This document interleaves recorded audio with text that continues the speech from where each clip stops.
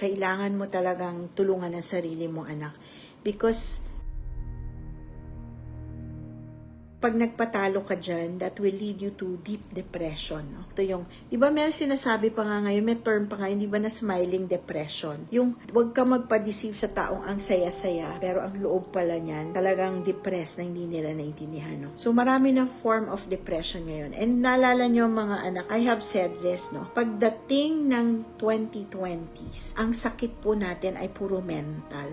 Depression will be real. Yan ang magiging problema natin, no? Mga mental issues. Yung hindi mo maintindihan ang sarili mo, kahit marami kang pera, you will feel so deprived, you will feel so down, you will feel so empty. Normal na normal po yan, ha. Importante na makalabas ka dyan, anak. Try mo muna mag-joiner ng mga pujas, anak. Try to see how it will change you. And then later on, try to get, something that could lift you up.